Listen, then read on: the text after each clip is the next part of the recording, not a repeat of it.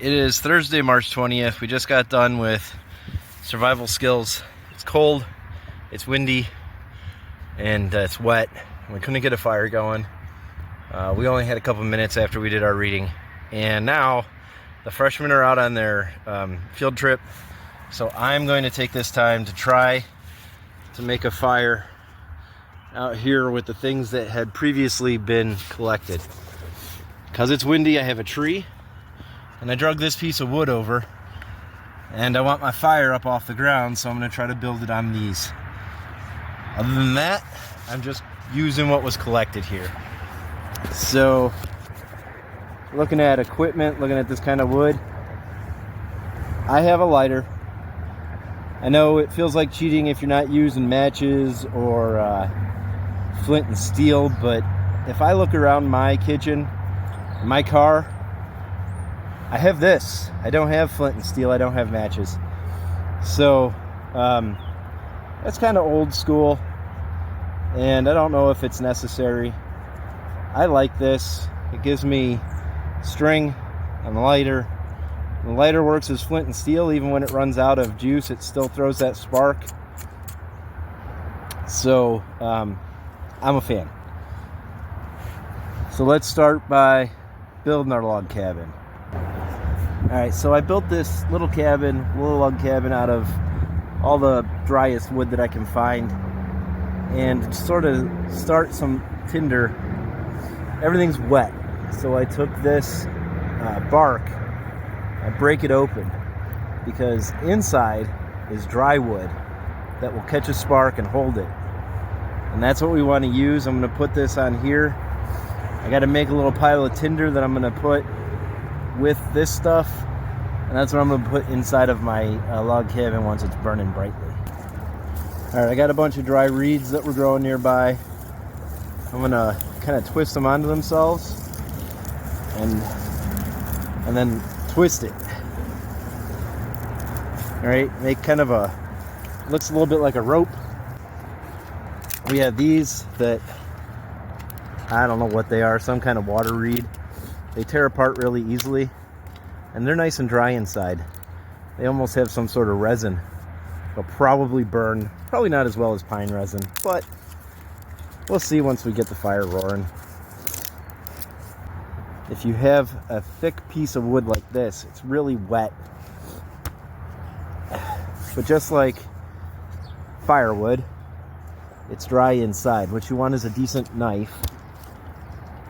And you want to put that on there, and using a heavy stick, you're going to hammer it in. It's called batoning your stick.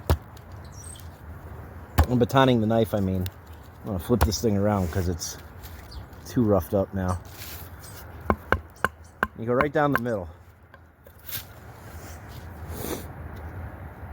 And inside this piece of wood is the dry interior. It's the same reason that we cut wood for firewood. And so that inside is nice and dry, and this wood will catch fire and burn like any other firewood will. And so I'm actually going to take these things, I'm going to break these up so that they have more surface area. I'm going to put these on top of the tinder. I'm going to call this stuff my kindling. I know that I'm just, a few feet away from there. That one batoned really nicely. That's how it should look. A few feet from the school, but not really at any risk of being injured in the cold.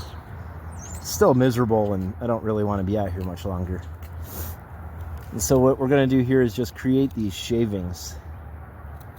If there were a pine tree out here, that sap would be perfect for this. I just have to get something that's going to hold this spark.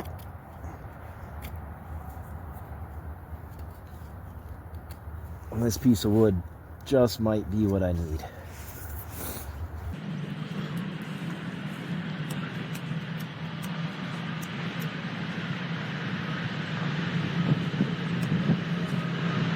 Alright, all this stuff is just too wet, even with all the work I've done so far. So I'm going to try to make a bird's nest over here and see if I can get this fire to work its way up into this side.